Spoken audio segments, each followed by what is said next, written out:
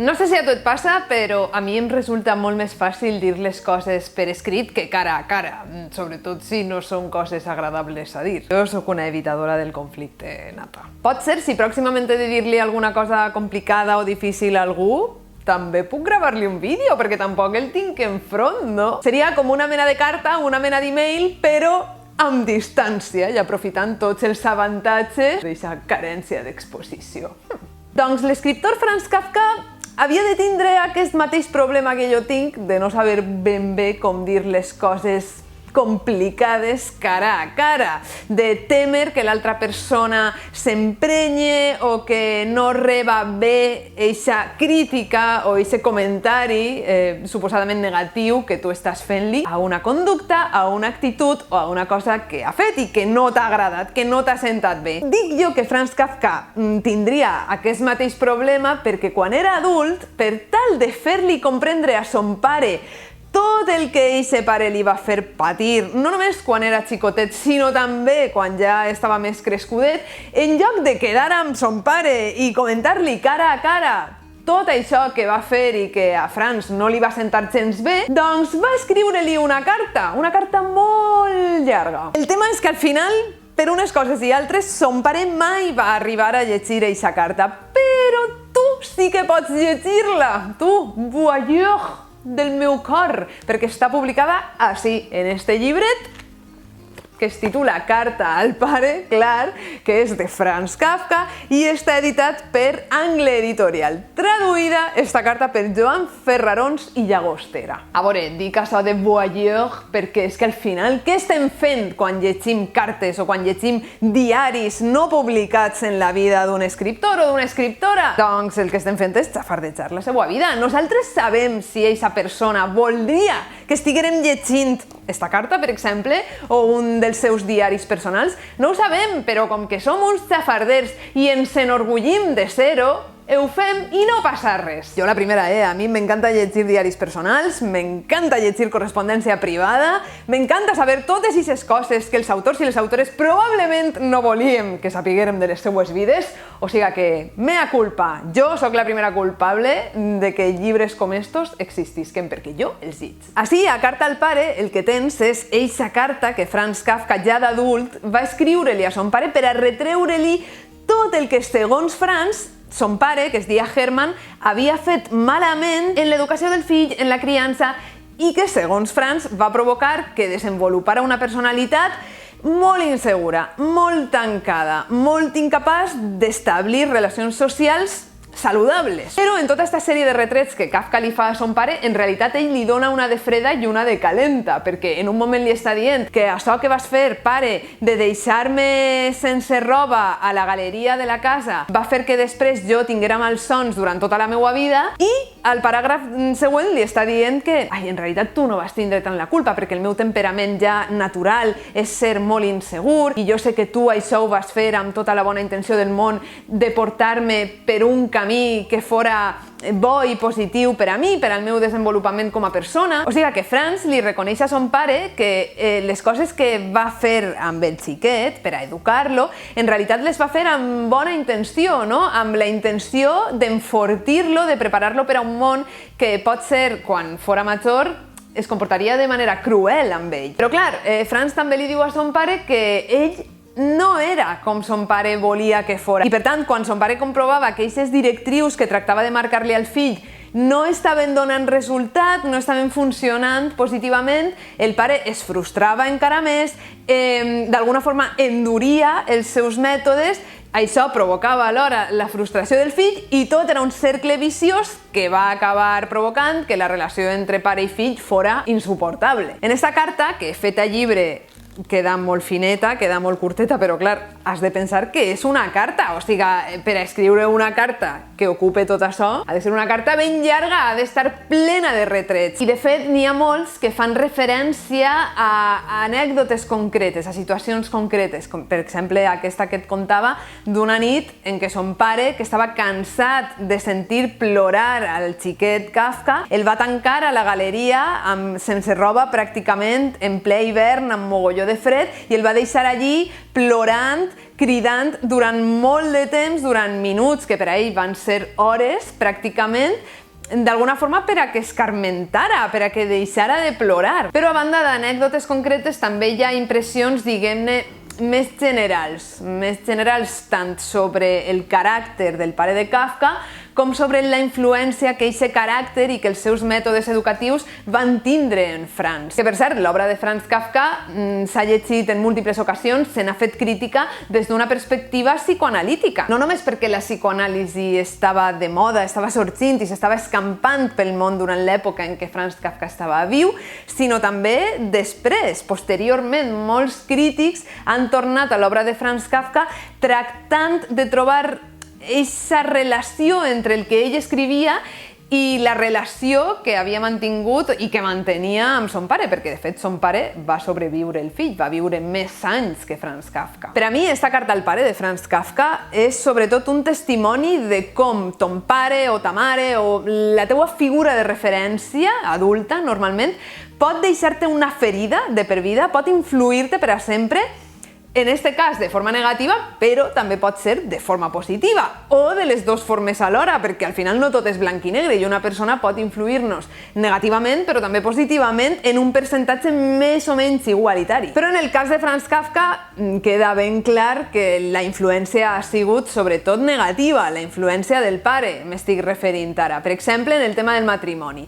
En un moment de la carta, Franz Kafka comença a parlar del matrimoni i li diu a son pare que sap que és psicològicament incapaç de casar-se perquè per a casar-se i formar una família haurà de reproduir el model de marit, de pare, de cap de família que ha vist en son pare i que és l'únic model que coneix i que té interioritzat, i com que no vol fer-ho, com que s'hi nega, prefereix no casar-se per a no haver de reproduir aquest model a casar-se, encara que estime una dona, perquè de fet Kafka va estimar diverses dones i va acabar trencant els compromisos amb elles per son pare. Hi ha un altre exemple d'esta influència negativa del pare sobre el fill que té a veure amb la relació que Hermann Kafka, el pare de Kafka, mantenia amb els seus treballadors. El pare tenia una botiga i Kafka hi havia dies que hi anava a passejar-s'hi i a veure com anava el negoci. I Franz diu que a mesura que creixia perdia l'interès d'anar allí a la botiga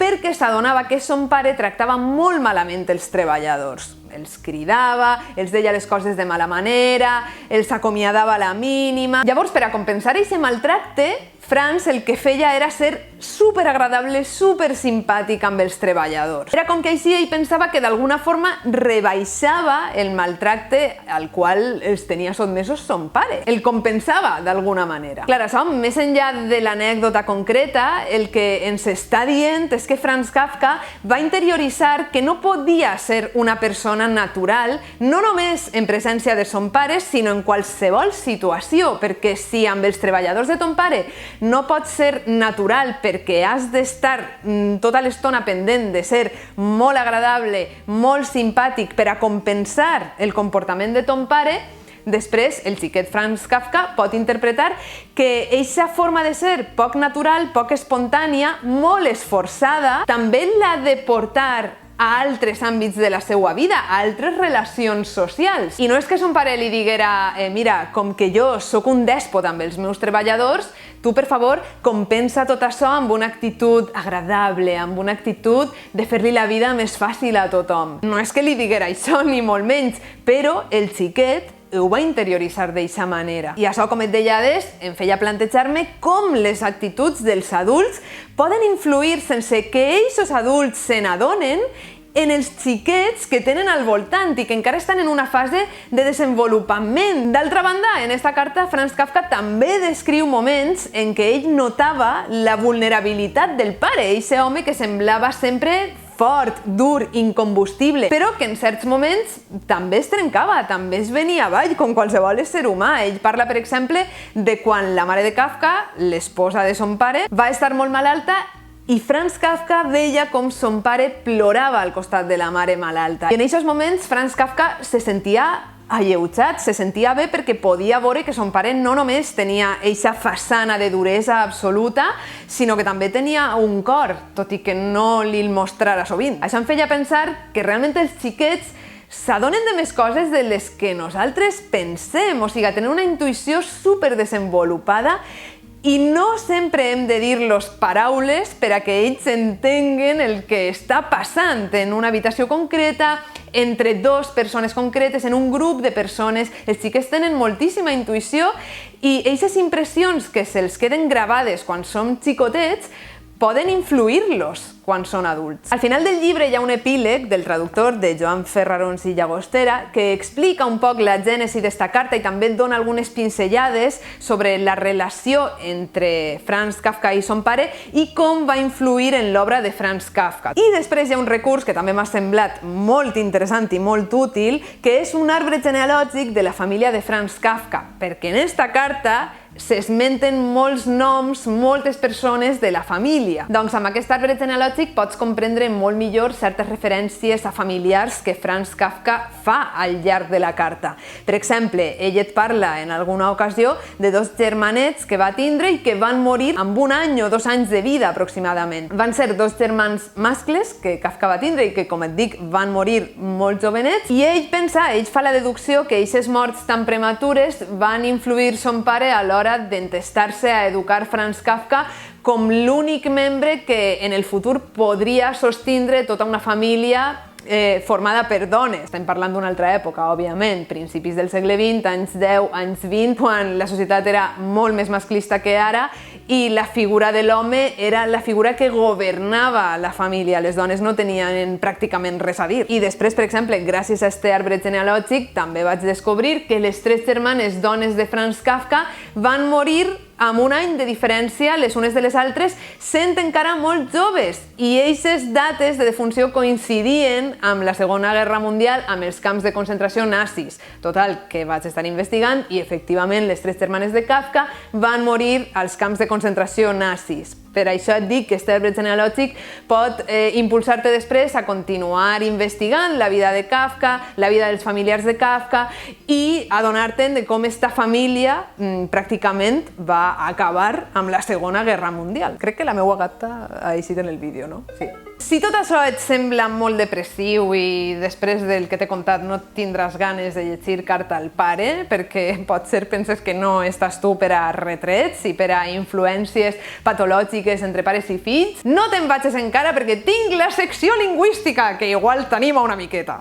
Vinga, anem amb la primera paraula. Et dic la frase on apareix. Diu així: el que més n'avorria era la garreperia, perquè jo encara ho era més. La garreperia és un dels signes més fiables d'una profunda tristesa. Així, Kafka està parlant d'una de les seues germanes, perquè ell no es limita a descriure la relació que va mantindre amb son pare, sinó que també li conta, per si no se n'havia adonat, com van ser les relacions que va mantindre el pare amb les seues 3 filles, amb les 3 germanes de Kafka, que es veu que també, per culpa del pare, van quedar un poc botxes. Ell tenia per a tots. Però bé, què significa aquesta paraula, garreperia? Doncs, segons el sempre benvolgut Diccionari Normatiu Valencià, garreperia vol dir, atenció, qualitat de garrepa.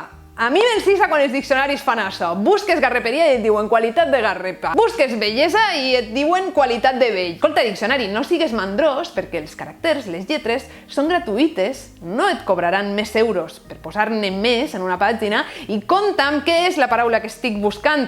No me derives a una altra. Això és tot el que jo li vaig dir al Diccionari Normatiu Valencià la primera vegada que vaig buscar garreperia. Però no em va fer cas. Total, que vaig anar a la paraula garrepa i em va dir que garrepa significa agarrat, tacany. O sigui que sí, la garreperia seria la qualitat que té una persona que és garrepa, que és agarrada, que és tacanya. Jo, per exemple, soc garrepa? Doncs ara no tant, però sí que en un moment de la vida vaig ser-ho. Però ara tu no podries vindre a dir-me: escolta, Irene, eres una garrepa, perquè no seria cert. Jo ara soc molt generosa, compartisc tot el que tinc i més. Següent expressió. Escolta, tu ets certament un dels temes principals de les nostres converses, així com dels nostres pensaments, des de sempre, però no ens ajuntem pas per fer conxorxa contra tu. Conxorxa. Conxorxa. Bé, què vol dir fer conxorxa? Per a saber-ho hem d'anar a buscar a veure conxorxa i el Diccionari Normatiu Valencià diu que significa tracte o maquinació entre dos o més persones per a obrar en benefici propi o en perjuí d'un altre. Fer conxorxa seria sinònim de fer complot, de maquinar. Tu imagina't que eres membre d'un partit polític a l'Ajuntament del teu poble i ara mateix el cap de partit, la persona que vos representa a la resta, no vos agrada, però no el podeu fer fora perquè, jo què sé, perquè les normes del partit dicten que el cap de partit ha d'estar dirigint el partit durant 4 anys, ni més ni menys, i li'n queden 3. Doncs tu i els teus amiguets de partit, que esteu farts d'eixa persona, el que podeu és fer conxorxa contra ell o contra ella. Posar-li mala cara quan vos el creueu pel corredor, rebutjar totes les seues propostes, dir-li que la reunió serà a les 7:30, i després vosaltres vos reuniu a les 7 i quan ella arriba es queda amb cara de perquè esteu ja tots així, perquè ja esteu tots reunits i vosaltres no, és que la reunió era a les 7 i ell no, em diguereu que a les 7:30 i vosaltres no, era a les 7, eres tu que eres un irresponsable. Tot això seria fer conxorxa contra aquesta persona per a que ell, al final, de forma voluntària, acabarà deixant el seu lloc en el partit i una altra persona més competent o que vos agrada més a vosaltres l'acabarà ocupant. Això de fer conxorxa no està molt bé, no és molt ètic, per favor. Tots aquests exemples que jo he enumerat així, no vos els prengueu al peu de la lletra, per favor. I vinga, l'última expressió. Diu així: fins ara, en aquesta carta, he callat ben poques coses, si més no agradcient. Què vol dir agradcient? Doncs vol dir amb intenció i coneixement del que es fa, deliberadament. O sigui, tu fas una cosa agradcient quan la fas amb una intencionalitat clara i concreta, quan la fas a propòsit, quan la fas sabent de les conseqüències. Sinònims d'esta expressió són adrecient, a propòsit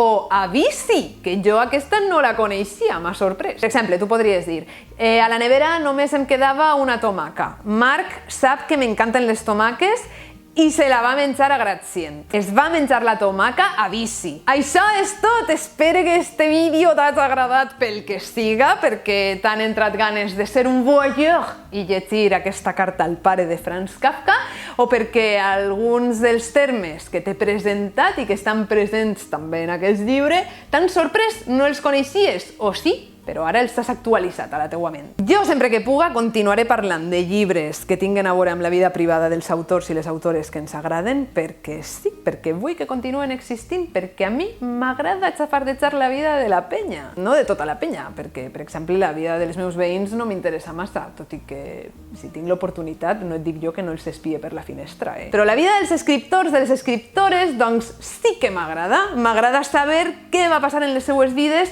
i què va després tindre influència en la seva obra. I llibres com estos, tan íntims, tan privats, esta carta de Franz Kafka a son pare, a mi em satisfan. Eixa ànima xafardera que jo tinc al meu interior se sent satisfeta. Així que compta amb els comentaris quins altres llibres de xafardera hauria de llegir per a conèixer millor els meus escriptors i escriptores favorites. Compta'm també si has llegit La carta al pare de Franz Kafka o alguna publicació similar. I recorda't de donar-li a m'agrada a aquest vídeo, de subscriure't al canal i si vols contar-me qualsevol altra cosa als comentaris ja saps que et llegiré i et respondré i establirem un diàleg fantàstic. Que sigues molt feliç amb el teu fill, amb la teua filla, amb ton pare, ta mare, els teus tutors legals, les teues figures de referència o qualsevol altra persona que ara mateix t'estiga influint i que puga ser decisiva la resta de la teua vida. Un beset, ens veiem!